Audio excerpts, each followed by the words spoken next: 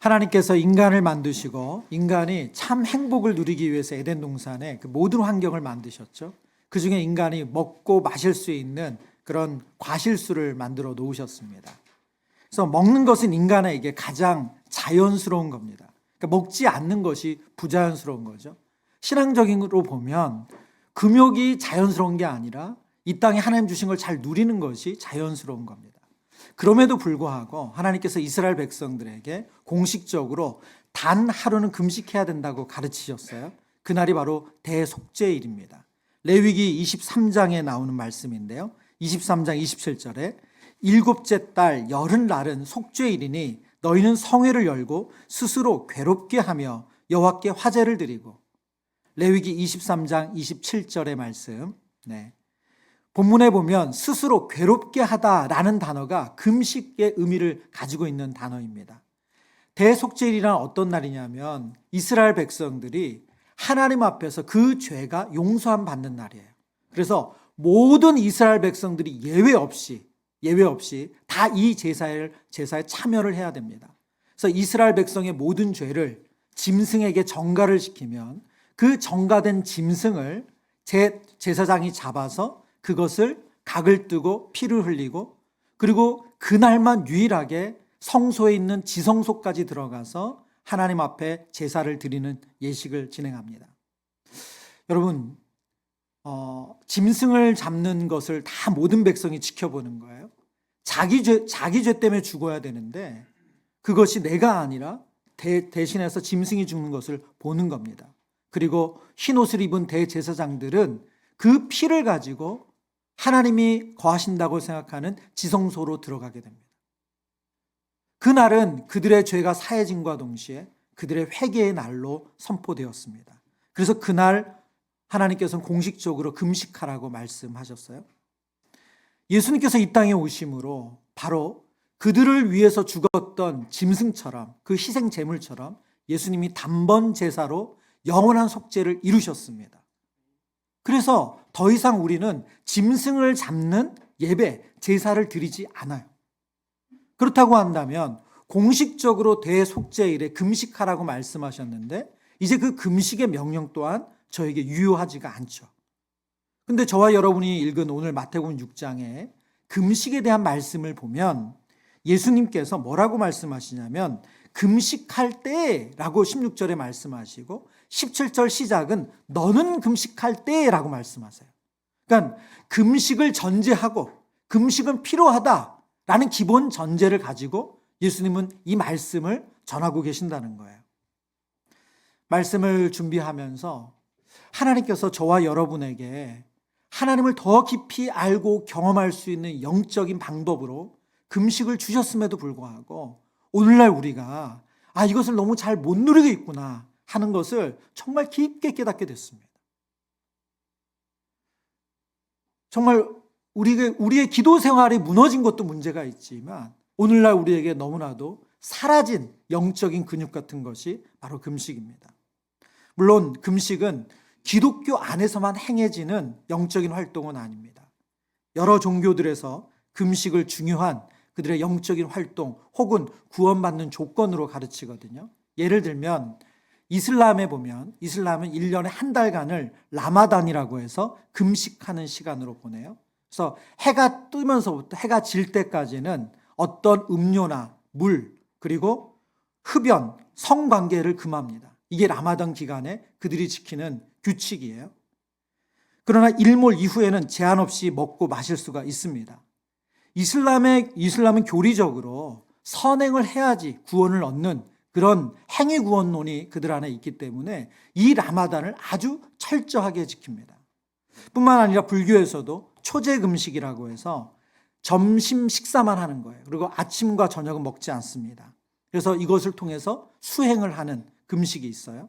힌두교에서는 에카다시라고 해서 힌두 달력으로 한 달에 2번 초승달과 보름달이 뜰 때 금식을 한다고 해요. 한편으로는 완전한 단식의 금식을 하고 또 어떤 때는 과일과 우유만 섭취하는 금식을 진행한다고 합니다. 그렇다고 한다면 기독교에서는 성경에서는 왜 우리에게 금식을 가르치는가? 우리에게 금식하는 이유는 무엇인가? 분명 우리는 행위 구원론을 믿지 않습니다. 저와 여러분이 금식을 하고 안 하고에 따라서 하나님께서 우리를 은혜를 베푸시거나 또 구원 얻는데 어떤 영향도 주지 않아요. 구원은 전적인 하나님의 은혜입니다. 그런데도 예수님은 오늘 너는 금식할 때 금식하라는 것을 전제로 가르치세요. 뿐만 아니라 마태복음 4장에 보면 예수님께서 광야에서 시험을 받으실 때 40일간 금식하시며 기도하셨죠. 이것은 예수님이 금식의 본을 보이신 모습이기도 합니다. 뿐만 아니라 안디옥 교회 성도들은 바나바와 바울을 선교사로 파송할 때 온 교회가 금식하며 그들을 세웠다고 성경은 기록하고 있습니다. 우리에게 잃어버린 영적인 근육, 금식. 왜 하나님께서는 이 금식을 우리에게 바라시고 그리고 이 금식을 통해서 어떤 은혜를 누리기를 원하시는 걸까요? 오늘 저와 여러분이 오늘날 우리의 영적인 삶 속에 너무나도 무뎌져 있고 사라져 있는 이 금식을 통해서 주시는 은혜를 회복하기를 원합니다. 그 첫 번째는 금식은 하나님을 향한 굶주림을 회복하는 거예요. 마태복음 9장에 보면 예수님께서 세례 요한의 제자들에게 비난을 받는 장면이 나오는데요. 9장 14절과 15절입니다. 그때 요한의 제자들이 예수께 나와 이르되 우리와 바리새인들은 금식하는데 어찌하여 당신의 제자들은 금식하지 아니하나이까? 15절 같이 읽습니다. 예수께서 그들에게 이르시되 혼인집 손님들이 신랑과 함께 있을 동안에 슬퍼할 수 있느냐? 그러나 신랑을 빼앗길 날이 이르리니 그때에는 금식할 것이니라. 아멘. 세례 요한의 제자들이 지금 예수님을 비난하고 있어요. 왜 우리 선생님인 세례 요한도 금식을 가르치는데 당신은 당신의 제자들에게 금식하라고 명령하지 않습니까? 이것은 세례 요한뿐만이 아니라 당시에 바리새인들을 비롯한 종교 지도자들도 예수님께 똑같은 비난을 했거든요. 근데 예수님 뭐라고 답하세요? 지금은 금식할 때가 아니라는 거예요. 왜요? 신랑과 함께 있기 때문에. 지금은 잔치할 때지. 지금은 울 때가 아니다. 그러나 너희들이 금식할 때도 올 것이다. 내가 너희랑 같이 있지 않을 때가 있다. 그때가 되면 너희도 금식을 해야 된다. 오늘 예수님 이 말씀을 하시는 거예요. 금식하지 말라고 말씀하시는 것이 아니라 지금은 나와 함께 있기 때문에 신랑과 함께 있기 때문에 축하할 시간이지 내가 떠나고 난 다음에는 너희도 금식을 해야 된다. 여러분 예수님께서 우리를 위하여 십자가에 죽으시고 그리고 사흘 만에 다시 살아나셨고 승천하셨어요. 우리는 그 예수님이 우리의 개인의 구주와 주님이 될 때 성령이 우리 안에 계시고 그래서 예수님이 우리와 함께 하신다는 것, 그 임재를 하나님의 임재를 경험합니다. 그러나 그 임재가 완전하지 않아요. 모든 때 모든 곳에서 일어나지 않습니다.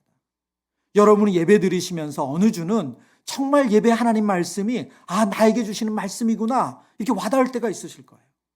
그럼 하나님의 임재를 경험할 때가 있죠. 그러나 여러분 매주 그렇습니까? 여러분의 표정에서 말씀하고 있어요. 매주는 아니에요. 여러분 무슨 말이에요? 우리는 예수님이 다시 오실 그날을 소망하며 이 땅에서 살아가요. 예수님의 임재를 경험하고 하나님의 함께 하심을 경험하지만 그것이 완전하지 않습니다. 예수님 말씀하신 것처럼 이제 우리는 금식할 때가 된 거예요. 하나님이 나를 사랑하시고 하나님이 나와 함께 하시는데 그것이 느껴지지 않고 그것이 깨달아지지 않고 너무 멀리 느껴진다면 저와 여러분이 해야 할 일은 하나님 앞에 금식하며 그 은혜를 구해야 된다는 거예요. 금식은 하나님과의 친밀한 교제를 갈망하는 겁니다. 하나님에 대해서 굶주리는 거예요. 예수님께서 시험 받으실 때에 그 시험하는 사단에게 이렇게 대답하셨어요. 마태복음 4장 4절입니다. 예수께서 대답하여 이르시되 기록되었으되 사람이 떡으로만 살 것이 아니요 하나님의 입으로부터 나오는 모든 말씀으로 살 것이라 하였느니라. 이 말씀은 예수님께서 신명기서에 기록된 말씀을 재인용하신 거예요. 광야에서 이스라엘 백성들이 하나님께서 하늘로부터 주시는 만나로 먹고 살았습니다. 그것은 어떤 의미를 가지고 있냐면 하나님이 그들을 먹이시고 입히셨다는 거예요. 하나님의 말씀이 그들을 채우시고 그들을 인도하셨다는 겁니다. 그들의 눈에 보기에 육신의 음식이 그들을 먹고 살리는 것 같지만 실제로 그들을 살리시는 것은 바로 하나님이시다. 그래서 진정 우리가 갈망해야 될 것, 우리가 굶주려야 될 것, 우리가 추구해야 될 것이 뭐냐? 바로 하나님으로 채워지는 것. 그것을 갈망해야 된다는 거예요. 존 파이퍼 목사님이 금식을 주제로 한 책을 한 권 쓰셨는데요. 하나님께 굶주린 삶이라는 책이에요. 이 책에서 이분은 이런 설명을 하세요. 우리는 가장 굶주린 것을 예비한대요. 우리는 가장 굶주린 것을 예비한대요. 저와 여러분이 예배하는 것은 굶주린 것이라는 거예요. 어떤 사람은 돈을 예배합니다. 마음속에 그 돈에 대한 갈망이 가득 차 있는 거죠. 어떤 분은 명예를 예배해요. 사람들에게 인정받고 칭찬받고 박수받는 것. 그래서 새벽부터 밤늦게까지 쉬질 못해요. 어떤 분은 건강을 예배해요. 건강에 대한 염려와 근심과 걱정으로 그것 생각하느냐 온 하루를 다 보내요. 어떤 분은 자녀를 예배합니다. 우리는 가장 굶주린 것을 예배한대요. 금식은 하나님을 향한 갈망보다 세상의 것들로 만족하려는 우리의 영혼의 상태를 드러나게 하는 게 금식이래요. 존 파이퍼 목사님은 그분의 책에서 이어서 이런 설명을 해요. 하나님을 향한 굶주림의 가장 큰 적은 독이 아니라 애플파이다. 아마 이게 미국적인 그 미국적인 설명인 것 같아요. 아마 가장 사람들이 원하고 먹고 싶고 편하게 찾는 게 애플파이여서 그런 것 같아요. 무슨 말이냐면 하나님의 굶주림에 대해서 방해하는 것은 무슨 악한 것이 아니라 하나님이 주신 좋은 것이 도리어 하나님의 굶주림을 방해한다는 거예요. 애플파이처럼 먹기 좋은 것, 그것이 진정 하나님을 굶주려야 되는데 그 굶주릴 때 굶주리지 않게 만든다는 거예요. 앞서 말씀드린 우리에게 생활하면서 필요했던 물질이나 건강이나 자녀나 직장이나 그 모든 것들은 하나님 주신 선물 아닙니까? 자녀도 선물이고 물질도 선물이고 건강도 선물이고 직장도 선물이고. 그런데 그것이 어느 순간 너무너무 중요해져서 하나님에 대해서 갈증을 느끼고 목마르기보다 그것들을 추구하며 그것들을 예비하며 산다는 거예요. 그러면서 예를 하나 드세요. 창세기 22장에 아브라함이 하나님의 명령을 받아서 지정하신 산, 모리아 산이었죠. 그 산에 가서 아들 이삭을 번제단에서 인신제사를 드리라는 명령을 받습니다. 참 무서운 명령이죠. 근데 그 본문의 끝에 그 결론이 어떻게 납니까? 하나님께서 그 아들을 잡아 죽이려는 아브라함을 천사를 통해서 막으시면서 이렇게 말씀하세요. 내가 이제야 나를 경외하는 줄을 알았노라. 내가 이제야 아들을 경외하는 것이 아니라 너가 아들 이삭을 추앙하는 것이 아니라 나를 경외하는 줄을 알았다 말씀하세요. 하나님의 선물이 하나님보다 더 소중해질 때 우리는 그것을 우상으로 만들고 하나님을 향한 갈망은 잃어버리게 돼요. 예수님께서도 이와 비슷한 비유를 복음서에서 하셨어요. 그래서 한 사람이 잔치를 벌였대요. 그리고 사람들을 초대하는 거예요. 풍성한 잔치를 만들고 초대합니다. 근데 사람들이 다 변명을 하면서 안 와요. 이유는 이런 거예요. 밭을 사서 안 됩니다. 제가 얼마 전에 밭을 사서 지금 이제 밭을 갈아야 됩니다. 또 어떤 분이 이렇게 말하는 거예요. 저는 소를 샀습니다. 그래서 저는 이제 지금 이게 길들여야 되기 때문에 잔치에 갈 수 없습니다. 또 어떤 사람은 저는 장가를 갔습니다. 결혼을 했습니다. 그래서 잔치집에 갈 수 없어요. 하나님께서 초대하시는데 밭을 사서 소를 사서 장가를 가서 그 초대에 응하지 않는다는 거예요. 여러분, 그 밭과 소와 결혼 모두 하나님의 선물이죠. 근데 그 일상에서 우리에게 주신 그 선물이 이제는 하나님보다 더 중요해져서 그것 관리하고 그거 누리고 그거 즐기느냐고 하나님의 잔치에 가지 않는다는 거예요. 하나님께서 우리에게 주신 일상의 축복들, 우리의 건강이나 가족이나 직장이나 물질, 이것이 분명히 선물인데 이 선물이 하나님보다 더 중요해지고 하나님보다 더 갈망하는 대상이 되면 우리는 더 이상 하나님께 굶주리지 않습니다. 하나님께 받아야 되는 위로를 어디로부터 받아요? 예? 물질로부터 받는 거죠. 아, 오늘 주식이 좀 올랐어. 아파트 검색해 보니까 또 올랐네. 여러분, 그거에 위로를 얻는 거예요. 하나님께로부터 받아야 될 위로를 자녀를 통해서 받고. 금식은 우리가 정말 무엇을 갈망하는지를 알려준다는 거예요. 그래서 영국의 신학자이면서 명설교가인 마틴 로이드 존스 목사님이 이 산상수훈 설교를 하면서 이런 설명을 하셨어요. 금식은 단순한 습관이 아니라 하나님의 임재를 더욱 사모하는 마음의 표현이다. 금식한다는 건 뭐냐? 그것은 영적으로 루틴하게 하는 어떤 그런 행위적인 습관이 아니고 하나님을 갈망합니다. 저는 하나님의 목마릅니다. 그것이 금식이라는 거예요. 여러분 어떠세요? 여러분의 신앙생활에 이 금식이 있으세요? 물론 이것은 단순히 음식을 안 먹는 것만 표현하지 않습니다. 내가 평소에 즐겨하던 어떤 미디어를 끊어내는 것, 혹은 어떤 특정한 모임을 안 가는 것도 금식이 될 수 있어요.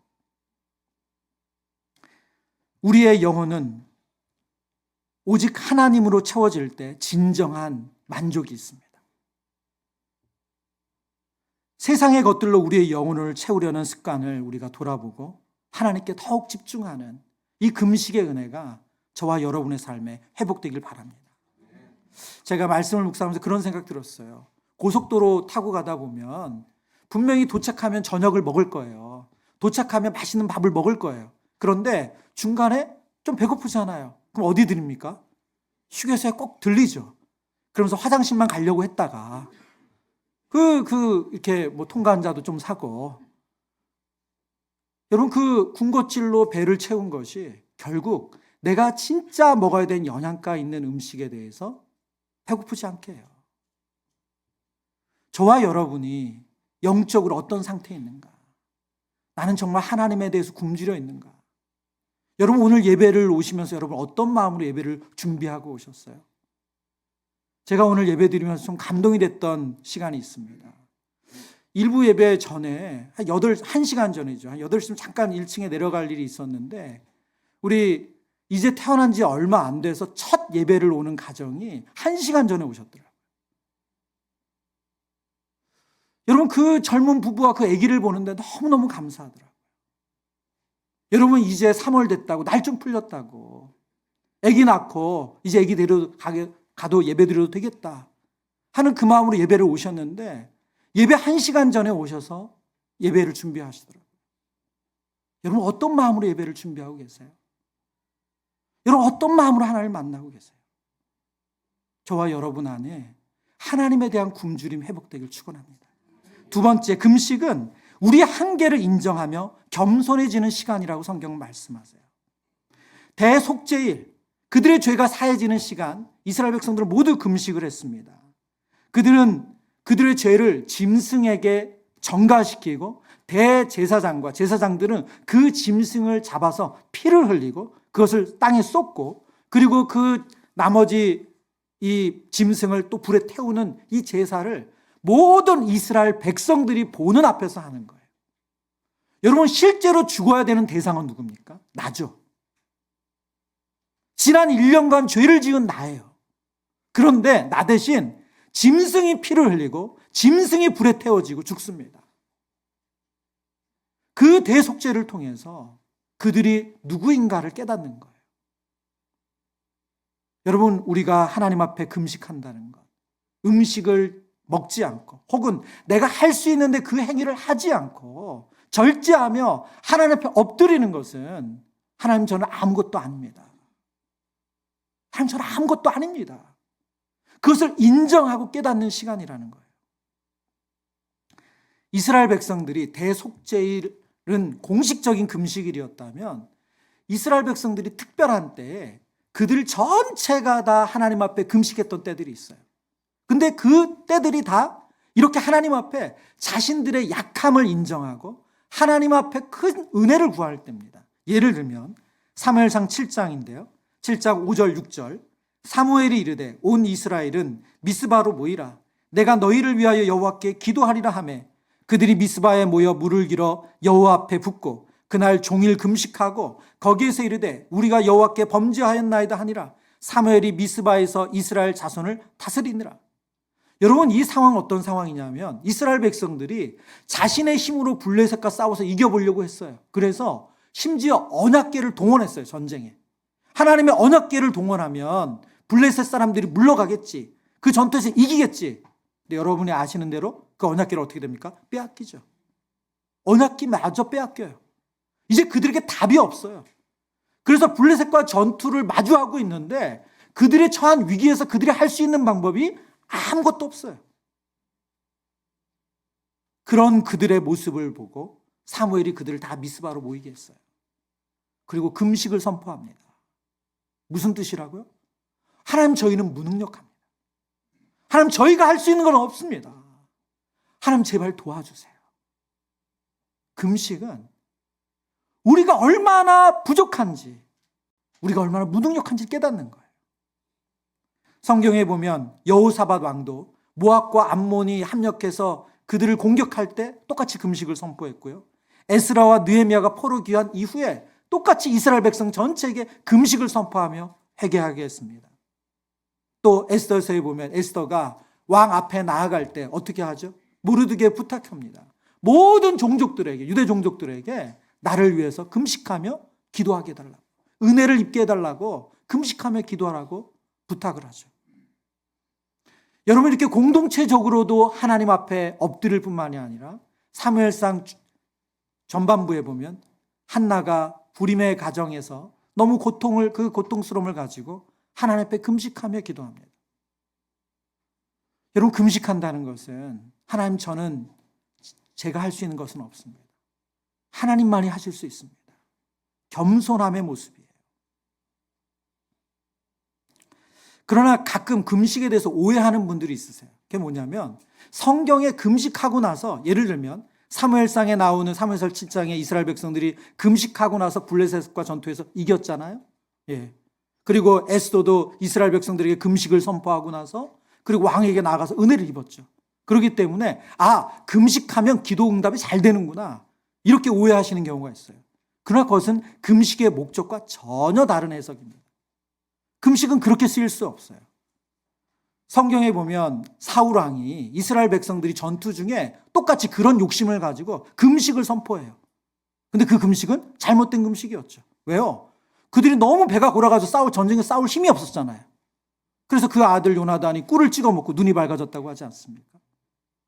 금식은 기도 응답 받는 그런 비결, 그걸로 하나님 우리에게 주신 적이 없다는 거예요. 신학자 어거스틴은 금식의 의미를 이렇게 설명합니다. 금식은 육신의 욕구를 절제하는 것이 아니라 하나님 앞에 우리의 무능함을 인정하는 행위다. 금식은 우리의 육체의 욕구를 절제하는 데 목적이 있지 않습니다. 하나님 앞에, 하나님, 저 아무것도 아니에요. 이제 제가 할 수 있는 게 아무것도 없습니다. 그 무능함을 인정하는 거예요. 제가 오늘 말씀을 준비하면서 저의 신앙생활 속에 있었던 금식을 좀 돌아보게 됐어요. 그러면서 시간이 한참 지났지만 아직도 잊혀지지 않는 금식했던 시간이 있더라고요. 그게 뭐냐면 제가 이제 신학교를 들어가면서부터 제가 자랐던 교회를 떠나서 좀 작은 교회 가서 섬겨야 되겠다고 하고 선배 우리 전도사님이 개척한 개척교회를 가서 섬겼어요. 그래서 아침에 1부 예배에 가서 성가대 서고, 그 다음에 이제 2부 예배 때 유초등부 교사하고, 그리고 점심 먹고 나서 중고등부 교사하고, 그리고 이제 저녁 청년부, 그 다음에 청년부하고, 청년부 끝나고 저녁 예배 드리고, 일주일 하루 종일 교회에 있는 거죠. 근데 뭐 다른 것들은 다 할 수 있는데 주일 사역 중에 저를 계속 번민하게 하고 고민하고 너무 괴롭게 했던 사역이 있어요. 바로 중고등부 사역이었습니다. 저희 아이들에게 참 죄송하지만 제가 중3, 아마 제가 나이가 어려서 우리 부장님이 저에게 중3 여자반을 맡겼어요. 중3 여자아이 2분을 제가 맡았는데 그 2분과 매주 하는 일주일이 너무 힘들었어요. 무슨 말을 해도 아무 응답이 없으시고, 제가 뭘 사주겠노라 얘기해도 그냥 묵묵무답이시고, 계속 펜만 끄적끄적이시고, 뭐 한 달이 지나고 2달이 지났는데 마음은 전혀 안 열고 너무 괴롭더라고요. 처음에는 내가 마음에 안 드나 생각했다가, 처음엔 쟤네들이 문제가 있나 생각했다가, 그래서 도저히 안 되겠다. 그 괴로운 심정을 가지고 금식해야 되겠다 생각이 들었어요. 그래서 학교까지 이 왕복 시간이 한 3시간 정도 걸려서 사실은 금식한다는 게 너무 부담이 많이 됐는데, 그래서 월요일부터 수요일까지 금식을 정하고 이제 금식을 시작했어요. 월요일은 뭐 할만하더라고요. 근데 화요일 오후부터는 뭐 수업을 듣는데 집중도 하나도 안 되고 몸에 막 기운이 빠져나가고, 그때 친구 기숙사 가서 막 1시간 자고 나오고, 그때부터는 막 마음에 의심이 생기더라고요. 이런다고 애들이 달라질까? 부터 해서 정말 이게 맞나? 그냥 열심히 밥 먹고 기도하는 게 낫지 않을까? 여러 가지 갈등을 하면서 3일의 금식을 마쳤어요. 금식 기도 끝나고 그 다음 주 아이들을 마주했는데 획기적인 변화는 없었습니다. 그런데 그 3일간의 금식이 저에게 특별한 은혜를 주었어요. 정말 내가 하나님 앞에 아무것도 아니구나. 내가 지금까지 뭔가 좀 잘했다고 생각하고 했다고 생각하는 거, 그거 참 착각이구나. 하나님의 은혜였구나. 하나님의 도우심이었구나. 하나님의 인도하심이었구나. 여러분, 금식한다는 것은 우리의 한계를 인정하고 우리의 무능함을 받아들이는 겁니다. 그때 우리는 크신 하나님, 우리보다 우리를 더 잘하시고 사랑하시는 하나님, 그 하나님을 만나는 줄 믿습니다. 세 번째, 금식은 하나님의 뜻을 구하며 영적인 민감함을 회복하는 시간입니다. 앞서 말씀드린 것처럼 금식한다는 것은 단순히 음식을 줄이는 게 아니에요. 음식을 절제하는 것이 아닙니다. 하나님 앞에 나 자신을 드리는 거예요. 그리고 하나님의 얼굴을 구하는 겁니다. 여러분, 하나님의 얼굴을 구한다는 게 무슨 뜻입니까? 바로 하나님이 기뻐하시고 선하신 뜻이 무엇인지를 묻는 거예요. 신방하면서 종종 우리 성도님들이 정말 지나간 시간에 대해서 후회하고 아파하시고 회개하면서 하시는 말씀이 있어요. 그게 무슨 말씀이냐면, 목사님, 제가 그때 더 기도했어야 됐는데, 제가 기도해보고 결정했어야 되는데, 제가 기도하고 그 일을 했어야 되는데 하나님께 묻지도 않고 그냥 일을 벌였어요. 정말 너무 안타까운 심정으로 이제는 시간이 지나서 이제는 좀 안 아프기 때문에 그런 고백을 하세요. 성경은 중요한 결정을 앞두고 금식을 통해 하나님의 인도를 구하는 사례를 아주 여러 차례 소개를 하거든요. 예를 들어보면 사도행전 13장입니다. 13장 2절과 3절에 주를 섬겨 금식할 때 성령이 이르시되 내가 불러 시키는 일을 위하여 바나바와 사울을 따로 세우라 하시니 이에 금식하며 기도하고 두 사람에게 안수하여 보내니라. 이 본문은 안디옥 교회가 바나바와 바울을 선교사로 처음으로 파송하는 장면입니다. 여러분, 바울은 어떤 사람이냐면 안디옥 교회를 개척한 목사예요. 말하자면 그 교회를 처음 시작한 목사님이세요. 바나바는 어떤 사람이냐면 바울을 도와서 안디옥 교회를 부흥하도록 성장하도록 도운 영적인 리더예요. 그런데 지금 이 안디옥 교회의 핵심적인 두 사람을 교회가 선교사로 다른 곳으로 보내겠다는 거예요. 여러분, 이 어려운 결정이 어떻게 가능했다고요? 온 교회가 금식하며 하나님의 뜻을 구했기 때문에 가능했다고요. 여러분, 아마 투표를 했으면 나눠졌을 거예요. 왜요? 이 두 분 다 가면 어떡하냐. 선교 너무 좋고 귀한 것이지만 한 분은 남아있어야 되는 거 아니냐. 바울이 남든지 바나바가 남든지. 아마 사람들이 합의해서 결정하자 그랬으면 그런 결과가 나왔을 거예요. 그러나 온 교회가 금식하며 하나님의 선하시고 기뻐하신 뜻을 물으니까 이 결정을 했다는 거예요. 성경에 보면 사도행전 14장에는 이런 장면이 있습니다. 각 교회에서 장로들을 택하여 금식하며 금식 기도하며 그들이 믿는 주께 그들을 위탁하고, 이 말씀 또한 바나와 바울이 이제 교회 지도자를 세우는데 그 장로들을 택하여 세우는데 금식하며 그들을 세웠다고 기록하고 있습니다. 구약 성경에 보면 에스라에 이런 말씀이 나와요. 에스라서 8장 21절과 23절입니다. 그때 내가 아하와 강가에 금식을 선포하고 우리 하나님 앞에서 스스로 겸비하여 우리와 우리 어린아이와 모든 소유를 위하여 평탄한 길을 그에게 강구하였으니 22절 같이 읽습니다. 이는 우리가 전에 왕에게 아뢰기를 우리 하나님의 손으로 자기를 찾는 모든 자에게 선을 베푸시고 자기를 배반하는 모든 자에게는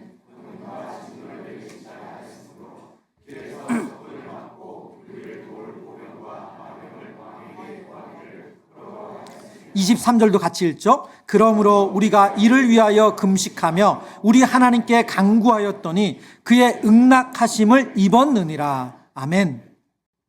이 본문의 배경은 이렇습니다. 이스라엘 백성들이 바벨론에 70년이라는 긴 시간을 포로로 있다가 이제 그들이 하나님의 놀라운 간섭과 은혜로 예루살렘으로 돌아갈 수 있게 됐어요. 고레스가 칙령을 내려서 그들이 돌아갈 수 있는 길이 열렸어요. 그래서 돌아갈 사람들을 다 모집했습니다. 여러분, 그 사람들이 얼마나 많았겠어요? 그 길이가 1500km 정도 된대요. 예루살렘으로 돌아가는 길이가. 거기에 어린아이, 많은 짐승들, 그리고 많은 보물들, 성전에 쓸 물건들까지 다 가지고 이동을 하는 거예요. 그런데 그들이 왜 금식을 하며 기도했냐면, 이유는 뭐냐면 왕에게 그들을 지켜줄, 이 긴 여행을 지켜줄 마병과 보병을 구할 것인가? 아니면 그들이 고레스 왕에게, 그 왕에게 그들의 신앙 고백처럼 하나님은 우리에게 선을 베푸시고 자기를 배반하는 자에게는 권능과 진노를 내리신다는 그들의 신앙의 고백처럼 하나님이 우리를 지키실 것이기 때문에 보병과 마병을 구하지 않을 것인지를 묻는 거예요. 그들은 평소에 이 이방 왕에게 하나님은 하나님의 자녀들을 지켜주십니다 라는 믿음의 고백을 했다는 거예요. 이제 그들이 이 긴 여행을 떠나는데 그 길 속에 도적을 만날 수도 있고 이방 나라 군대의 공격을 받을 수도 있는데 왕에게 지금 은혜를 입고 있는 이때 보병과 마병을 구하는 것이 맞는가? 아니면 그들의 믿음의 고백대로 그것을 포기하고 그들만 같이 갈 것인가? 그 하나님의 뜻을 구하기 위해서 금식했대요. 그리고 오늘 결론은 뭡니까? 우리가 이를 위하여 금식하며 우리 하나님께 간구하였더니 그의 응낙하심을 입었느니라. 그들은 보병과 마병을 구하지 않고 하나님 주시는 기도의 확신 가운데 그들은 그들만 이 긴 여정을 떠납니다. 여러분, 우리가 금식하며 기도한다는 것은 다른 것이 아니고 내 뜻을 하나님께 관철시키기 위해서 하나님께 무슨 우리가 때를 쓰는 게 아니라 정반대라는 거예요. 하나님의 선하시고 기뻐하신 뜻이 무엇인지를 묻는 거예요. 그 간절한 마음을 가지고. 금식은 우리의 영혼이 다른 사람들의 세상의 합리적인 생각, 합리적인 판단으로 채워지는 것을 멈추게 합니다. 대신에 하나님의 음성을 듣는 공간을 만들어주는 것이 금식입니다. 금식을 통해서 우리는 세상의 소리에서 벗어나 하나님의 뜻을 들을 수 있는 상태로 변화돼요. 제가 개척 이후에 1년에 한 번 또는 두 번씩 꼭 한 2박 3일 정도 기도원을 가거든요. 그 시간이 저에게는 금식하는 시간입니다. 물리적으로 금식하지는 않습니다. 예. 그 시간이 제가 누구로부터도 방해받지 않고 하나님 앞에 독대하는 시간이에요. 제가 도움을 얻을 수 있는 가족이나 지인들, 그 다른 분들과 상의하는 시간이 아니라 하나님 앞에 끊임없이 제 자신을 내어놓고 묻는 시간이에요. 금식은 단순히 음식 없이 시간을 보내는 것이 아니라 적극적으로 하나님의 뜻을 분별하는 것이 바로 금식입니다. 로마서 12장 2절에 하나님께서 우리에게 이렇게 명령하셨죠. 우리 같이 한번 읽습니다. 너희는 이 세대를 본받지 말고 오직 마음을 새롭게 함으로 변화를 받아 하나님의 선하시고 기뻐하시고 온전하신 뜻이 무엇인지 분별하도록 하라. 아멘. 말씀을 정리합니다. 앞서서 세 번째 대지의 말씀을 시작하면서 우리 성도님들이 신방 가운데 주셨다는 말씀을 나눴어요.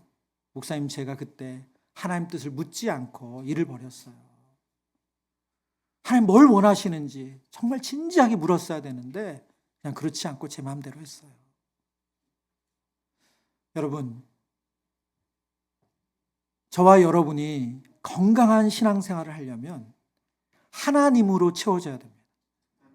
그러려면 우리 안에 하나님이 아닌 다른 것으로 채워질 수 있는 그 대체품들을 하나님 앞에 내려놔야 돼요. 근데 그것이 사람들이 생각하는 것처럼 악한 것이 아니라는 거예요. 때로는 늘 내 곁에 있는 가족이 하나님을 대신할 수 있어요. 왜요? 나를 너무 잘 알고 이해해주고 위로해주기 때문에. 그래서 내가 하나님 앞에 무릎 꿇어야 할 시간에 가족과 상의하고 끝내요. 때로는 영적인 지도자나 여러분의 공동체에 있는 동역자들이 그 대체품일 수도 있어요. 그분들과 전화하면서 위로를 얻고 그 지혜를 얻고 위안을 얻기 때문에 여러분이 하나님 앞에 무릎 꿇어 기도하는 것, 그 길로 안 가게 된다는 거죠. 여러분, 하나님 주신 선물이 우리에게 하나님에 대한 굶주림을 방해한다. 오늘 우리에게 일어나는 일 아닙니까? 저는 이 말씀을 통해서 지난 밤 또 오늘 이 새벽까지 너무너무 마음이 사실 괴로웠어요. 이유는 저도 예외가 아니더라고요. 사역을 하면 할수록 아는 우리 동역자들이 많아져요. 지인들이 많아져요. 그러니까 무슨 작은 문제든 큰 문제든 생기면 그것을 가지고 내가 금식하며 기도하러 나가는 것이 아니라 자꾸 전화해요. 물어봐요. 어떻게 하면 되는지. 그분들에게 지혜를 얻으려고 해요. 물론 그게 불필요한 일은 아닙니다. 그러나 저와 여러분이 가장 먼저 해야 될 것은 무엇입니까? 하나님께 묻는 거예요. 하나님께 엎드리는 거예요. 여러분 언제 하나님 앞에 울어보셨습니까? 언제 여러분 금식하며 하나님이 답 주시지 않으면 저 아무것도 안 하겠습니다. 여러분 그런 기도 언제 해보셨어요? 저와 여러분이 영적인 건강함을 회복하길 원합니다. 그러기 위해서는 하나님께 굶주리는 이 신앙이 회복되시기를 주님의 이름으로 축원합니다.